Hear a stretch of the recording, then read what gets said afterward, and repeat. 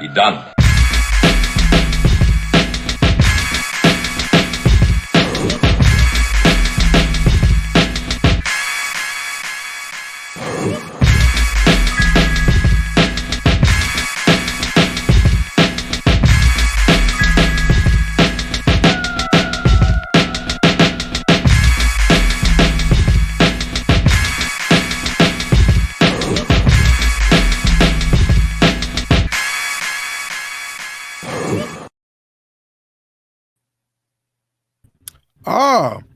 Welcome back to Heritage Hip Hop, where we introduce you to your future favorite artists today.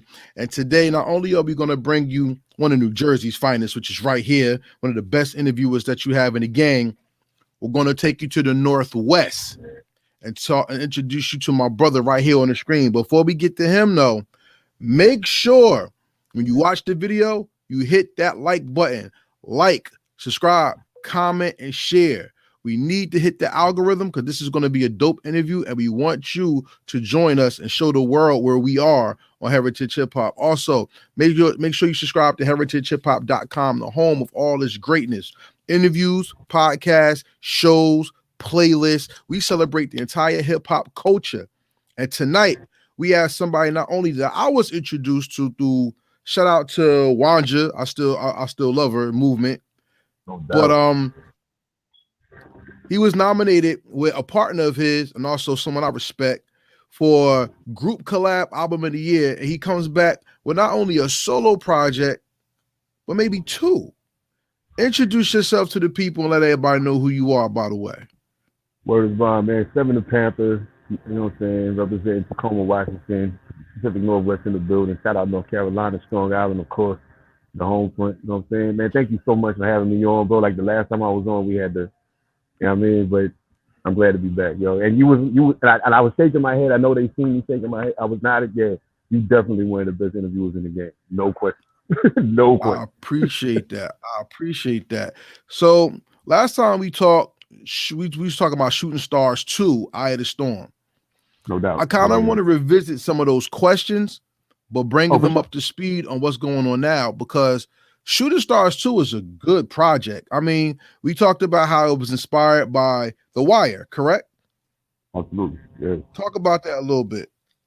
Well, I used to, I lived in Baltimore for a little while. So like, when The Wire came out and I started watching it, I was like, man, this really reminds me of, you know what I'm saying, what I saw when I was living there.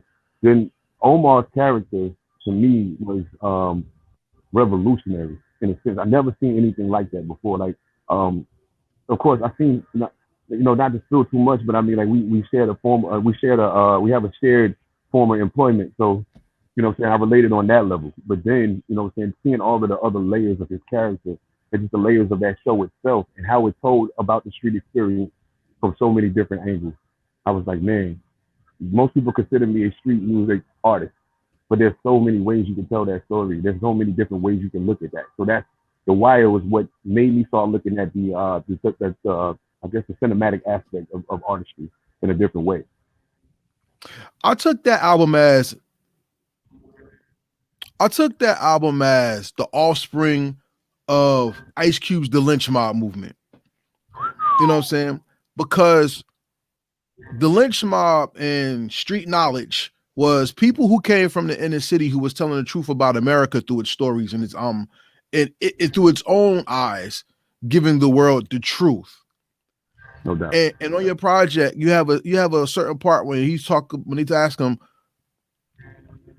what do you do? And he said he robs drug dealers. And it was like, well, how does someone survive doing that? He'd be like, a day at a time, I suppose. It's like that's the American dream, is that one day you could be at the bottom, but by living day by day, you can make it to the top. You see what I'm saying? Yeah, absolutely. How does hip hop mirror that to you? Oh man, it's funny. I actually just interviewed Edom Assassin last night for my podcast, and it's dropping Friday. But one of the things that we were talking about was how I remember we had done an interview together before when the project came out, and I said I feel like this project has probably done more for E than it has for me.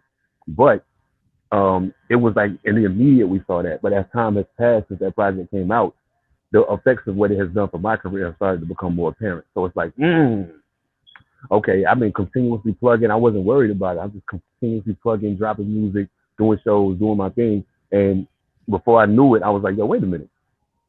Like, and I started hearing more about Carter and Newton in the last 5 or 6 months than I had than anybody had talked to me about it since the project dropped. You know what I'm saying? So, to me, it means that it's the same thing. Like, just by being consistent and being dedicated to what I'm doing and making sure that I'm on top of my business and on top of my craft itself, it's taken me to a point where I never thought I would reach as far as the music business goes. So, man, I can't say there's anything that I've ever done that I love more than rap, other than raising my kids. Shout out to fatherhood. But see, Sure. the journey of robbing somebody day to day is you have to learn their landscape. You have to learn their movements and their patterns to be able to create a victim. That's why the Bible says, move wisely like a snake. And if you study snakes, snakes study their prey before they attack. You see what I'm saying? Hip hop is an attack on the American culture because we have to know the culture to be able to speak about it. You see what I'm saying? And one thing I want to tell you that you have a gift of, you have a gift of telling a man's inner soul to a wider audience. One of my favorite songs on the project is Window Pane. I love that song, right? But let me ask you this question. What is the window that you're actually feeling pain from in the song? So the window, the actual window is here. You know what I'm saying? You see what you see, you hear what you hear, but it all gets processed here. Only by it being processed here can I know and understand whether it's a painful experience or a joyful experience. And everything that I talked about in that song, basically, in my whole verse, I'm looking out the window, and this is what I see, and it's painful. It's painful for me to view my people in this situation. You know what I'm saying? So, to me, it requires that. The window that I'm speaking on is not even necessarily an actual window, even though we do play on that, but the window that I'm speaking about, they say the eyes are the windows to the soul, but to me, that's only half true, because the combination of the eyes and the mind are the windows to the soul. Because regardless of what you see here, if you don't know what's happening here, you may misinterpret what's going on, what you think is happening with my soul. I feel that. Shout out to Eat Mad Assassin too. That's my guy. We saw business to work and said we got some business too. We ain't talk yet. You know what I'm saying? Oh, let's do it, man. But the Carter and Newton project is one of my favorite projects I heard since doing heritage hip hop. You know what I'm saying? And that nomination came from the heart. It was good music, good lyrics, and I can see how you doing that album with him transitioned you to your next step. Because sometimes you got to pair off with a peer to know how to take your next steps. And the verse you did on Trying kind of, to me, went into your verse on Blackout, because it was ferocity that came with the intention of bringing you into the story, not just rapping to you on a beat. Can you talk about that? Oh, it's crazy you said that, because honestly, I don't know if we told the story when we was on here before, but we wrote Trying the day before we went to the studio at E's crib. I went down to LA, we was down there chilling, and we wrote the song that night. And it's crazy because as soon as I finished writing my verse for that song, I went in the living room, I was about to lay down, you know what I'm saying, I'm chiefing or whatever, and the beat for Blackout came on my phone, and I was like, oh, I forgot I had that, you know what I'm saying? Like, so I wrote probably the first 12 to 14 bars of Blackout the exact same day that I wrote Trying. Absolutely. Ain't it funny how you got to listen to the music to pick these things up, ladies and gentlemen? You know, do you listen to music, or do you just skim through it? Oh yeah, I ain't skimming. I'm listening. You know what I'm saying? Yeah, yeah. But you know what's dope about how you did this? We once talked about how the cover of this album is like a superheroes type thing. It's like you're walking out of darkness. It's like Blood and Bone. You know what I'm saying? It's like you're that character that's walking out of somewhere to make their name or make their presence felt. What do you think is hip hop's presence, especially in the world after COVID? And how do albums that drop now have more stake than ones that came out when life was just normal to you? Well, I think what we witnessed through the course of the pandemic, especially in hip hop, was you started to see the emergence of these super independent artists, because all of the things that were fueling artists previously weren't available to people anymore. You know what I'm saying? So you can't do shows. Like you maybe can do some shows, but it's mainly gonna be live stream stuff. And you got to hope that you got the fan base to come on and view it to give it some substantiate to even doing it. But post the pandemic, I think what's happening right now is you're starting to see a lot of the artists that caught their wave during the pandemic are really like taking off now. So like to me, Griselda was able to grab a hold of the attention that they were able to grab a hold to because the world was in the house and couldn't go nowhere. You know what I'm saying? Now, people like us would have grabbed it anyway. But the average person who would have missed Benny, who would have missed Conway, would have missed Boldy James, would have missed Westcott, they'd have missed all of that if they didn't have to be still. Because when you're out here running around, it's easy to get caught up in what's flashy in the moment. Griselda's not flashy, so it'd have been easy to miss that. So I think right now, hip-hop is actively creating a lane for artists who are truly creative and who are truly dedicated to their craft to once again benefit from being those things as opposed to having to create something new of themselves in order to win. That's deep that you say that, because life will catch you, and there's the music that'll actually put you down and make you sit down and think. And that's what I got from you, because back in the day when we heard music used to make us think. It wasn't just catch the vibe and then it is what it is. When you make a project today, how are you catching your vibe but making sure that you're catching the world's attention so they don't just bob and move on? The biggest thing for me is to always say something and make somebody say, wait, what was that? So and now you got to go back and figure out what I said. So now that means you're listening to the record again. Even if you just rewind back that one part, then it's going to happen. You're going to move past that song and maybe 5 minutes later you go back, yo, man, dude said, turn it back on. You have to create moments. To me, project is the project. These songs go together, they create a vibe, whatever, but there has to be an element inside each record that makes somebody want to revisit it. Or otherwise, you go out there, then they go.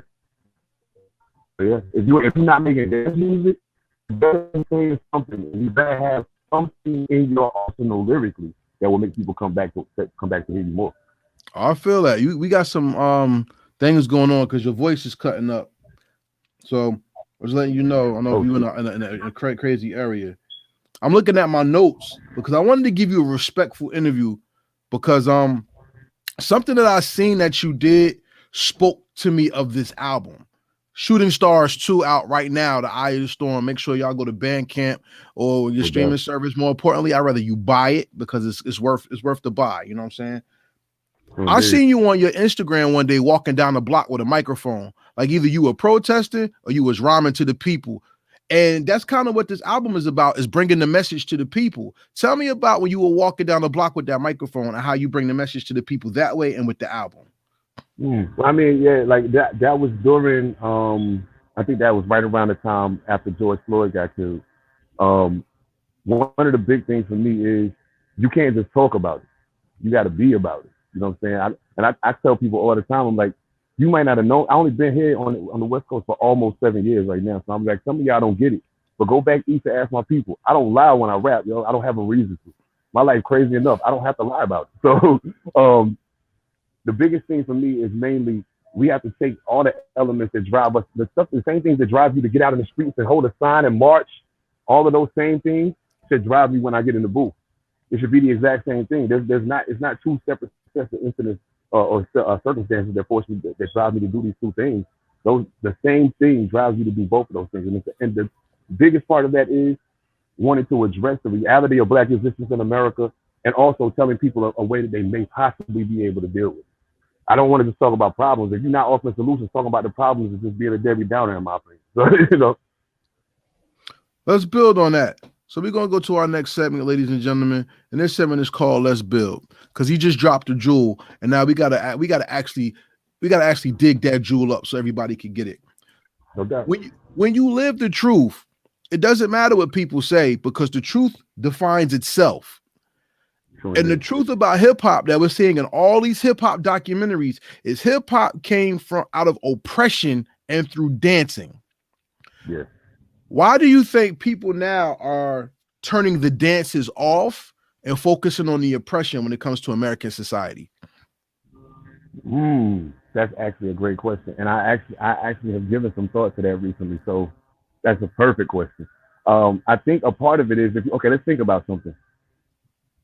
At a point it was like every 3 to 5 years somebody was coming with another dance. It was Laffy Taffy, then it was Wipe Me Down, and then it was all the every now and every it was like every 3 to 5 years one of those was coming.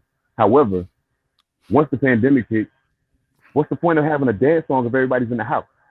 Ain't nobody going to the club. Those records only work when people are able to go outside and actually actively participate in what that in the orbit that album that record is creating. If you're not able to do that, the only thing left for you to do is to sit home and think about it. So that's when you end up getting it's artists that I hadn't heard music from in years who all of a sudden jump back in the pool while the pandemic was active because people are still now. It's the perfect time to speak to their mind, to the part of their mind that they usually turn off to enjoy entertainment because they don't want to think about it. You know what I'm saying? So now they have to think about it. The reason why they focus on the oppression is because throughout the course of the pandemic and since we've come out of it, the oppression has become far more evident to people who thought it didn't exist anymore.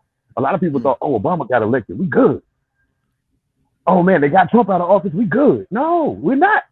Like, I don't know what part of the game y'all playing, but it don't matter if it's Democrat or Republican. That's really WWE.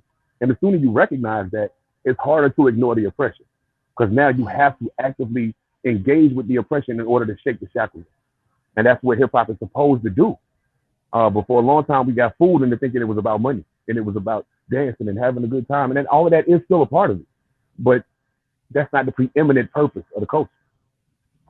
I'm glad you said that because like I said, hip hop was born out of oppression, not impression. No doubt. And the fact that right now we live in a world where medicine is dictating how long people live. We live in a world now where you learn more about Black history on a phone than you do in a class textbook. And hip hop is going back to exposing the truths of people's pain rather than their pleasure. It seems that it's an MC's job now to speak to the minds of the people, not just give them something to shake their ass to. Absolutely. What is the most important part of the mind that you think hip hop has to wake up in the listener that is starting to happen or may start to happen in the future, in your opinion? I personally think it's our recall reflex. I think that needs to be spoken to. And the reason for that is a lot of people act like they forgot something. Like you don't remember that this is what's going on. You don't remember. Case in point, I used to live in North Carolina. I found out very recently that Carolyn Bryant, that's her name, the lady that was responsible for Emmett Till getting murdered, is living in North Carolina, walking around, breathing, and having a good old time. And I'm like, yo, y'all forgot, didn't you? That's why I don't think I never thought Roy Jones was a remarkable rapper, but I did love the fact that he made that song Y'all Must Have Forgot, because that terminology has stuck with me this whole time. Because I turn around and look at people and they say, oh, and I'm like, dog, Trayvon Martin, y'all must have forgot. Mike Brown, y'all must have forgot. Yeah. The reality of the matter is there's a dichotomy that exists in this country that is so much bigger than who can rap and who can't. It's way bigger than that. It's about who has the actual intent of liberation in their plan and who has the actual intent of continuing to participate in slavery in their plan. You know what I'm saying? That to me, that separates people way more than who can rap and who can't. Facts. Shout out to Notes 82, another MC from New York chiming in saying you talking them that truth right now. Make sure y'all hit the like button so you can put us on the algorithm. We want to be up here, and make sure you go to YouTube and subscribe to Heritage Hip Hop for more. I'm glad you said that because now we have a 13-year-old boy who was just shot in the back by a white motorist, and the motorist got off. We got more people being choked and slammed and killed by people, and it seems the world did not forget. We're now seeing the blind eye being turned so blatantly that now hip-hop has to become the reporter again to tell about the frustration of the people that's out there. And you know what? On Shooting Starz Part 2, you kind of hit that to me when your song Demons, because you're talking about what a man goes through. Talk to me about Demons 2, as a matter of fact, and how that song relates to what we're talking about today.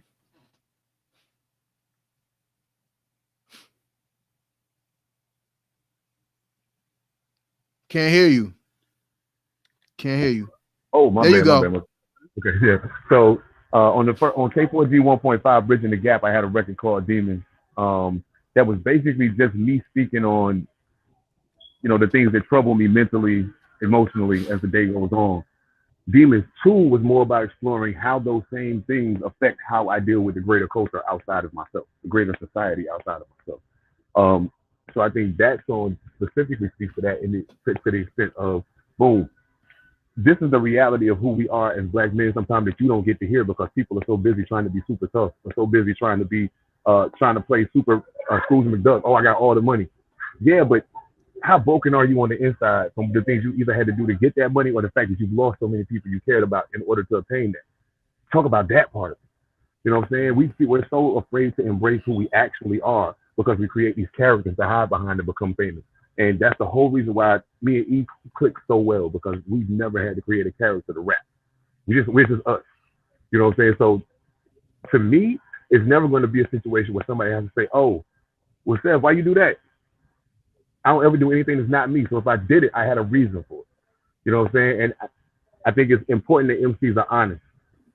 Granted, I understand some embellishment just comes with the job. I understand. I get it.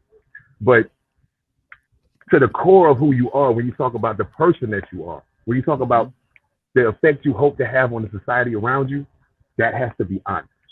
It has to be. Because that way, when people approach you outside of hip hop and want to help you bring that vision to fruition, you can honestly step into it and exercise your ability to make that come to life. Otherwise, you're just going to be standing there like a deer in headlights, not understanding what's happening because you weren't sincere in your desire to do that in the first place. So, yeah, everybody plays the part. You either play yourself or you play the fool. Do you agree? Indeed. Absolutely. Absolutely. And that's one thing that I like about where hip hop is today. Because now that hip hop is turning 50, people are now starting to see not only where it came from, but now when you do the history, you're going to get a new appreciation of where we are today. A lot of people talk about the generational gaps. People talk about young versus old, true school versus old school versus golden era versus drill era versus trap. And it's a blessing that we have errors because the errors tell you about the times in which the culture grew. Hell yeah. You're almost 20 years into this game yourself. Salute to you. And when you hit those milestones of years in the game, I want to ask you something. What are your errors? How do you judge yourself on growth and connection to other people in this culture? Oh man, that's a good question. So I started rapping in '86. So I guess what they call the golden era is when I started rap. And mind you, I wasn't really good at the time. Like I was just kind of doing it. It was just something I picked up that I wanted to have fun with. I don't think I started becoming measurable to the artists that I was listening to and to the greater culture around me that was already happening until I was probably 15, 16 years old. You know what I'm saying? And by that point, it was the early 90s. You know what I'm saying? So you're talking about going through the golden era, rolling out of that into the I don't even know what we really want to call it. We can call it whatever we want to. Well, I guess maybe you want to call the 90s the golden era. In the 80s, the late 80s was probably more the true school. You know what I'm saying? So in the golden era in the 90s is when I started getting my wings, and I was being raised by people like Nas and Redman and Wu-Tang Clan. And I always felt in that era, this is where I belong. You know what I'm saying? I feel like I can get on a stage with any of these people in the booth or in the studio with any of these people and hold my own.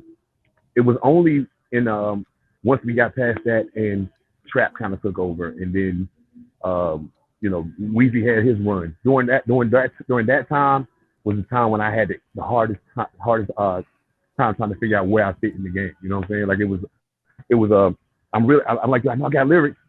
I pick really good beats, but the beats that I rap to and the way that I rap don't translate to this era of music. So I went through a whole probably 10-year run where I maybe only dropped 2 or 3 projects because I wasn't sure where I fit. You know what I'm saying? I would say somewhere around 2010, between 2010 and 2014 is when I got my footing again, because that was when I think the emergence of the indie artists and boom bap started to make a resurgence. At that point, it was kind of easy to say, okay, boom, oh shoot, somebody, the valet brought my car back around. let me hop in and take a ride. You know what I'm saying? And I pretty much been rolling ever since then. But as far as the eras go, like even during the drill era, because of the way I rap, I was able to survive that. Because I talk about street stuff. I just talk about it from a grown man's perspective that's already done all the stuff y'all wild little boys trying to do. So I could talk about that same stuff, but I could tell you the other side of it that y'all don't understand because you ain't really had to go through it yet. You just talk about it because you know that's what's going to get people's attention. And that worries me. That worries me a lot. But you know, what can we do? What can we do? Shout out to Blues Brothers 360 Music Group. Said, good evening, what's good? What's good is that you on Heritage Hip Hop, and we having a classic interview right now with Seven Da Pantha, one of the best spitters that come from the Northwest. That's Tacoma, Washington up there. You know what I'm saying? And the only other, my man, like there's other rappers that's out there. We're going to talk about that as well, because when it comes to knowing your area and knowing your territory whenever you rhyme, not only do you have to tell the truth within your hip hop, but you got to relate to the people from there as well. And you have represented both coasts, East and West, right? So where did you find your balance to make sure you talk to not only the pain of the people in the area to unite them, but you talk to the identity of them as well and keep them interested in your sound? Well, I think the biggest part of that was just like I didn't hesitate when I got here. I got here and I dove right in. Like, yo, who the hot dudes? Who can spit? I want to go. Let's go cipher. Where the studio at? Like, who make beats?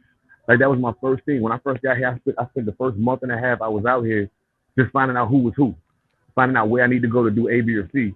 And as you start to move around in those spaces, people will introduce you to their town. You know what I'm saying? So it was a lot of cats in Tacoma that introduced me to their city. And since they introduced me to their city, now I'm able to talk about that city in my music.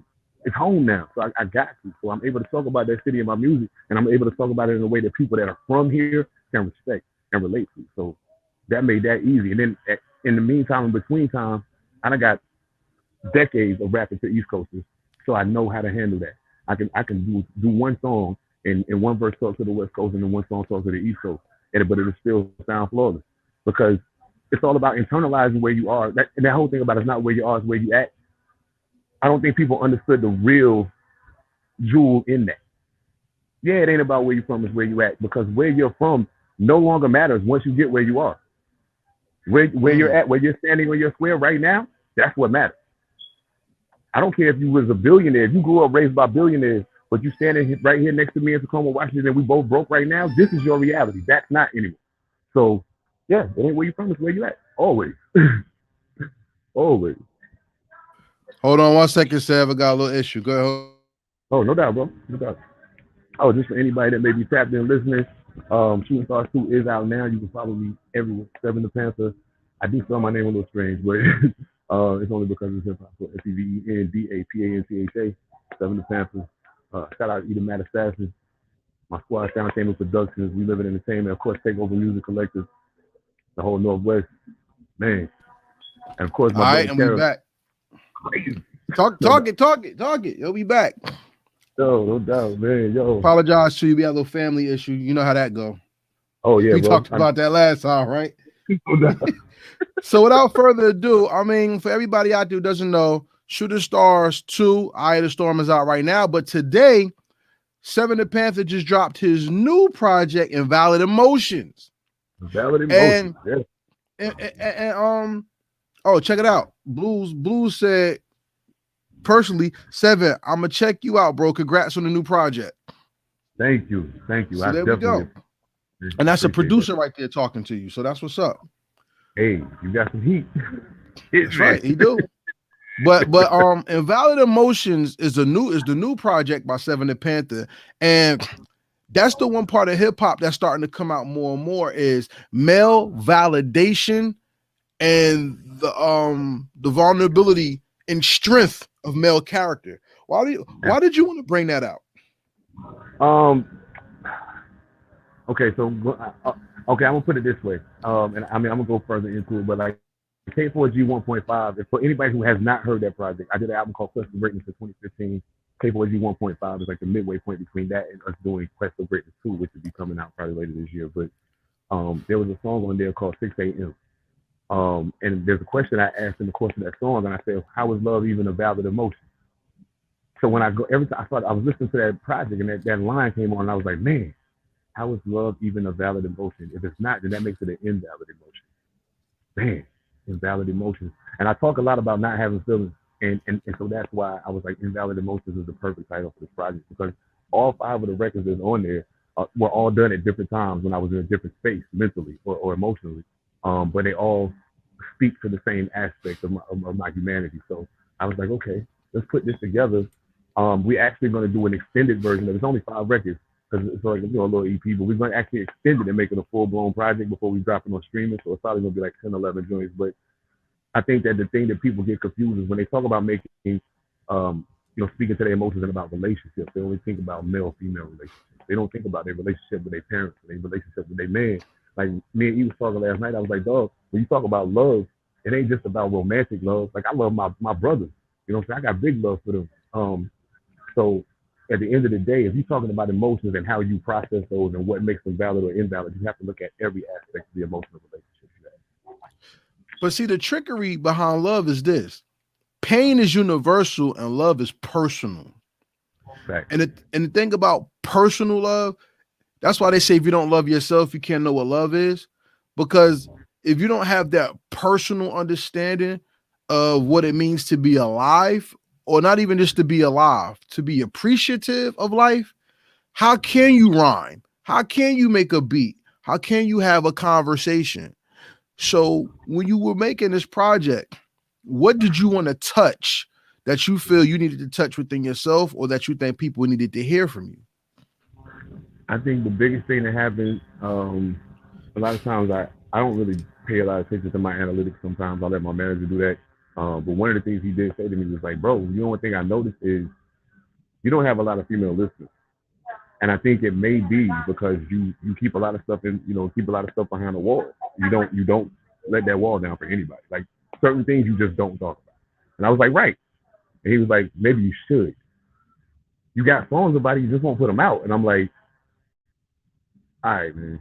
Okay, let's see what we can do. And I went back and I started going through records.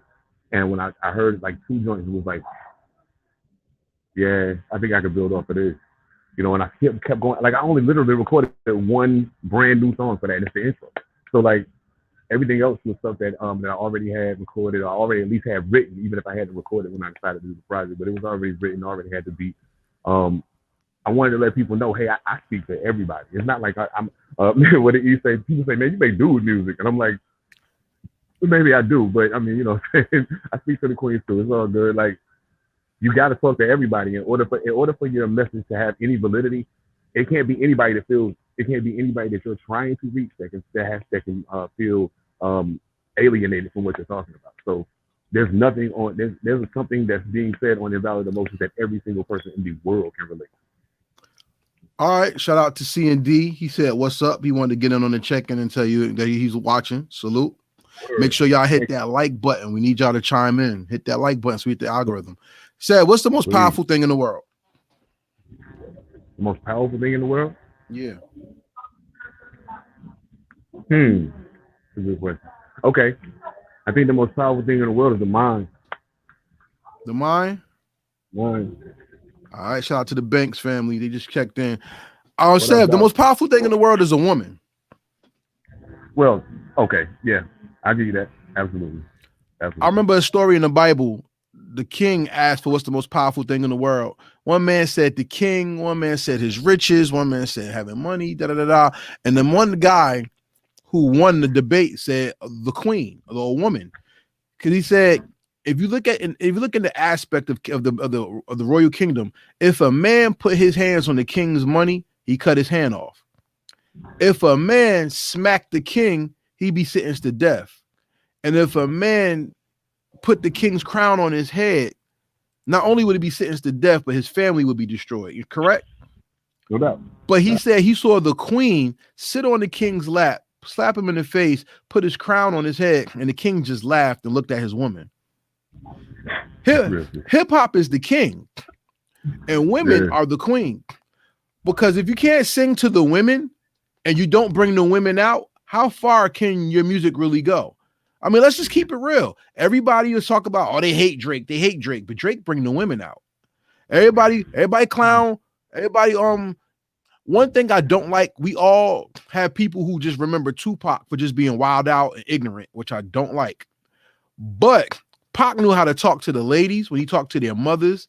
Brenda's got a baby, dear mama. You wonder why they call you B and all the other type of stuff. He appealed to their sensibilities too. It's a very dangerous thing when we don't talk to the complementary sex that makes God happen. Since you're talking to them now, what are you learning from them to make your music grow more as well? Ooh, I think one of the biggest things I found in the creation of this project, like I sent a few songs around just to get some feelers, just to kind of see how the ladies would respond to them. One of the things I figured out is everything ain't got to be soft and harmonic for women to get with it. Sometimes they like the hard stuff too. It's just a matter of what you're talking about. You know what I'm saying? They don't want to. A lot of them don't want to hear bang bang shoot 'em up. It could be hard and be talking about street situations without having to be bang bang shoot 'em up. And some of them love gangster music as much as the rest of us. So I think the biggest thing, one of the other biggest things I'm learning is that there is an element of myself that I've been refusing to put in my music for a really long time, and it's something that at a point could have probably elevated me. You know what I'm saying? Somewhere where at the time I really wanted to go. I honestly say that that's no longer a goal of mine, but it's good that I know that now. So in the future, as I talk to younger artists, I can tell them, hey, don't hide this aspect of yourself. You know, if that's who you are, let it be known. Speak to the people that, like, don't be afraid to let the people know exactly who they're listening to. Because they'll stick around a whole lot longer if they know that. One of my favorite songs on a project is Do You Hear What I Hear? I like that one a lot because it's a dichotomy. It's not you just talking to somebody. It's you actually receiving the message too. Talk about that song and why you made that. Man, I was in a situation some time back where I was trying to discuss something with a young lady, and I didn't think that she was comprehending what I was saying to her. But then at the same time, as I started looking at the situation, and after we stopped talking to each other for a little while, I was looking at it in hindsight and realized, wow, wait a minute. Maybe I wasn't listening to her either. Maybe we just weren't hearing each other. And so that's where the Do You Hear What I Hear comes from. And then, I had pictures of us and things of that nature. And like, I could see, like, when you look at a picture, right? But like, you see the picture, but you really see beyond the picture. You know what I'm saying? Yeah. So I look at the picture, and you, like, a person might look at that picture and see us in that moment, but I look at that picture and see us gray haired and old in the same place, like 40 years ago. You know what I'm saying? And so that's where the Do You See What I See comes from. Like, I don't think that you're hearing what I'm saying to you, and I'm pretty sure that you don't see the future for us that I see, but I'm hoping that you do. But on the flip side of that, what exactly do you hear? What exactly do you see? All right, now let's take these two things and make this vision one vision so that we can fix the issue and move forward as one.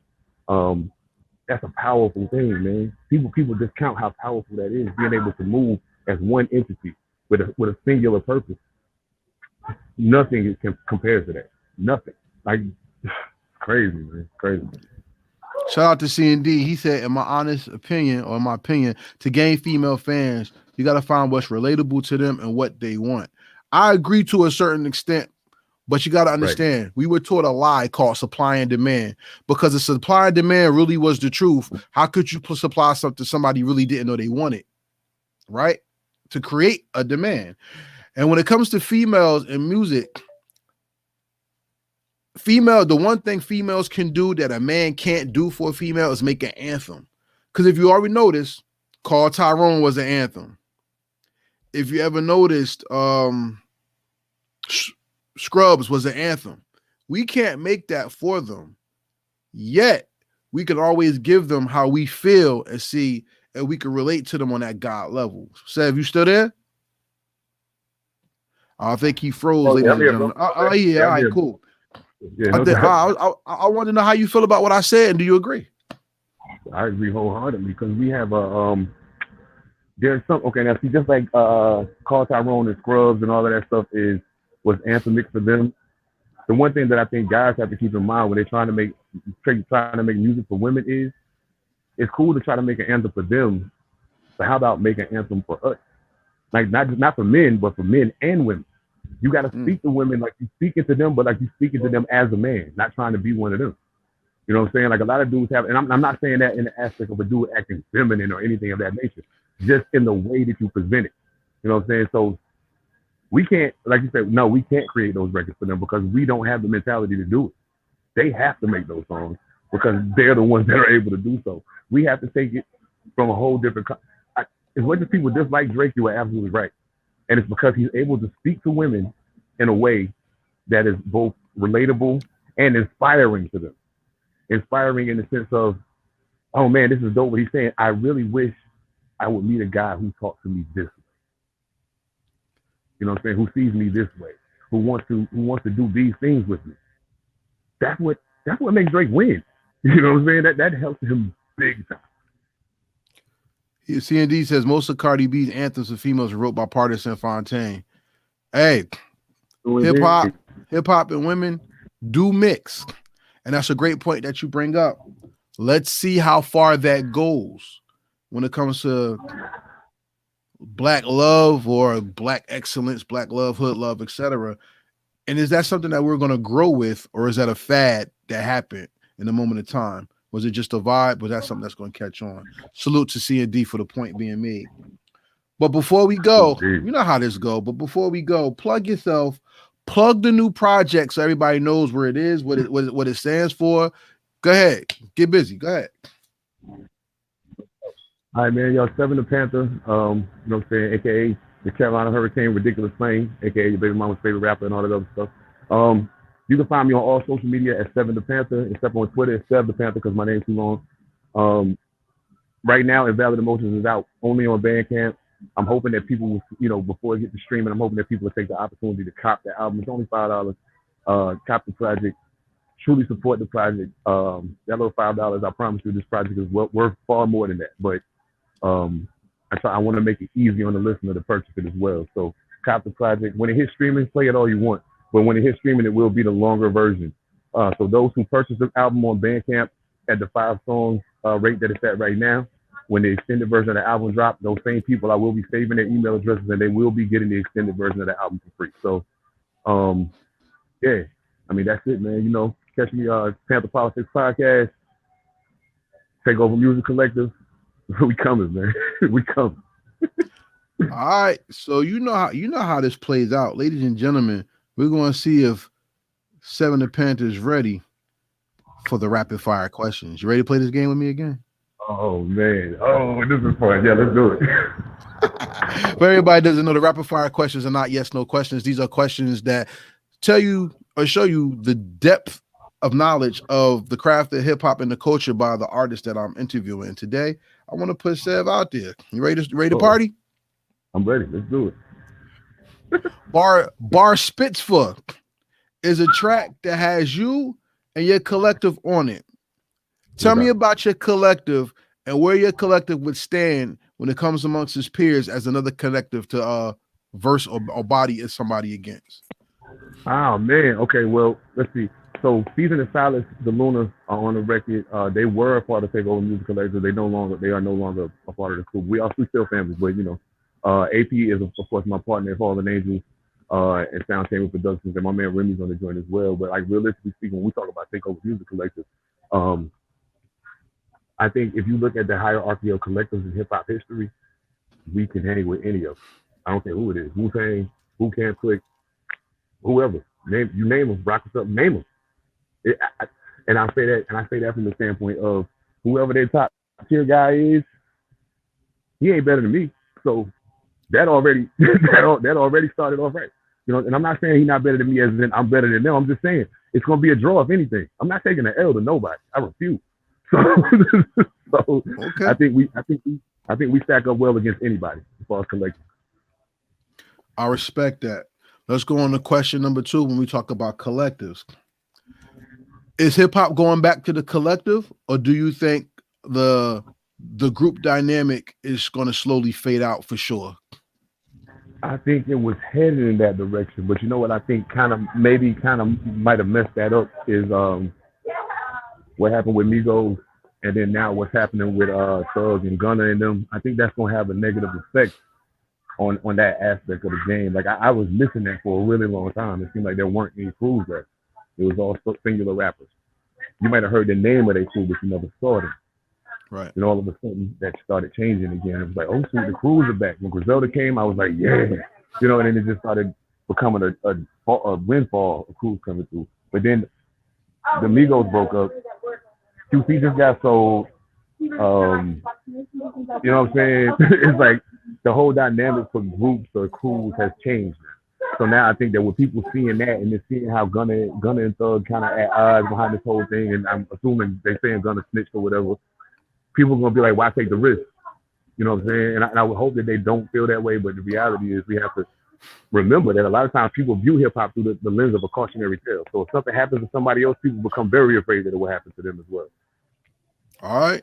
Is hip hop going to return to the news, being the news reporters of the inner city, or are we going to allow hip hop to fall to the wayside? In your opinion? Oh man, I think it's already turning back into that. When I listen to KD3, like I hear Illmatic Nas at moments on that album. Like when Nas was the reporter, that's what I call him. That's what I used to call Nas when he first came out. I was like, yo, this is my ghetto CNN right here. And I think for a while he got away from that. But now I think that with these King's Disease records and with Magic, it feels like that Nas is back. And he may not be as, I don't want to say he's not as dope as he used to be. He's still better than most people you've ever heard rap in your life. But there's a thing that, of course, there is a sharpness that kind of subsides with time, especially when you've had to do it at the level he's had to do it at for such a long time. But I do feel like overall, hip hop is going back in that direction because there's so much that needs to be said now, and people are starting to recognize that. Not that there wasn't always a lot that needed to be said, but because of the way the media plays their game, it's in people's faces now. So that changes the dynamic just a bit. Okay. With the experience that you have in hip hop, how important was the Mount Westmore project, and what did that teach hip hop in your opinion? That project was very important to the culture. And I say that as somebody who's not the biggest fan of the music on the project. Some of it was cool. I didn't really like a whole bunch of it. But the importance of that project was 4 of the biggest rappers from the West Coast who have done everything you could possibly imagine as soloists took the opportunity to come together as grown ass men and make a project that represent not only the West Coast but hip hop. And to show that you can put ego aside, regardless of where you rank in hip hop hierarchy, you can put your ego aside and get with people that you believe in and that believe in you and make good music. And I'm hoping that translates to more of our veteran artists who may or may not be active at the moment. Like I would love to hear Nas say, hey man, let's do it for Queens, man. I'm gonna go get. Yeah, like I'm gonna get all 3 out together. We can just do a little EP or something. Like, let's just go rap. You know what I'm saying? And we've lost that aspect of, man. Like, let's just go rap. You know what I'm saying? Like, it ain't got to be no big money deal or none of that. Let's just go rap.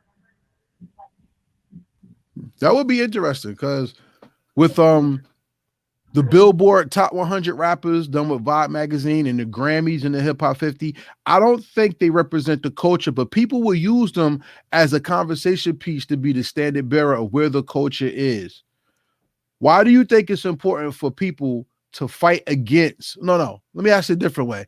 Why do you think people focus on people who are not in the culture defining the culture for us? Because they're so used to seeing it.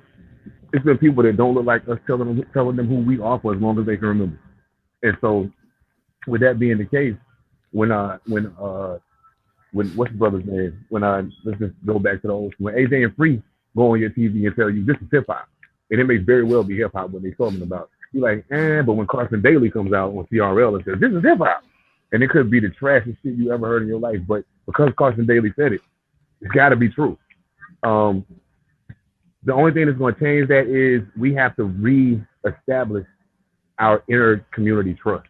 We have to re-establish that.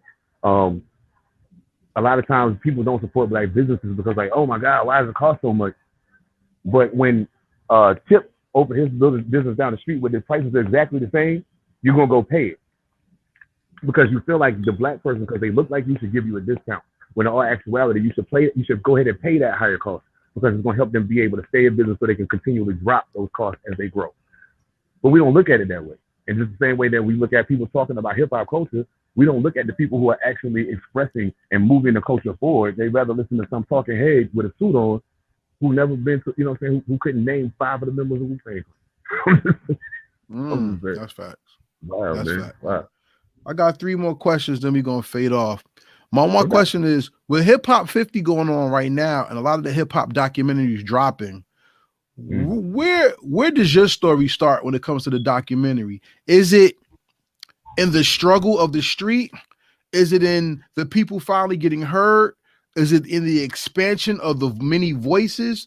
Or is it the regional aspect where people can see where hip hop is and how it talks about different people in different places with the same struggle? I always kind of been a connector. You know what I'm saying? I always kind of been a connector. So the thing for me is, I guess it would go to more the widespread situation. Because once social media became a thing, like even before, like the thing people would tell you before there was even an internet, I would go anywhere to connect with another artist. You know what I'm saying?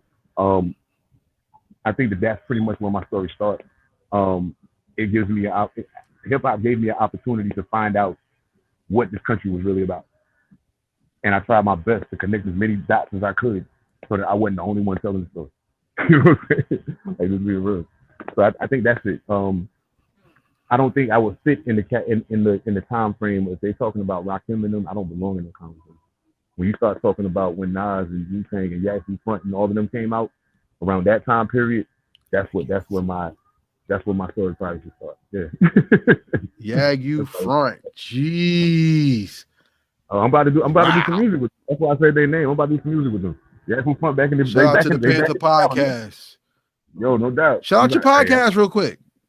Oh man, Panther Politics podcast. It's available wherever you listen to podcasts. I don't have video for every episode, but that's about to change because thanks to Kev, I remember that I can get the StreamYard thing clicking and we can make it do what it do. So yeah, most definitely. One second. What's up?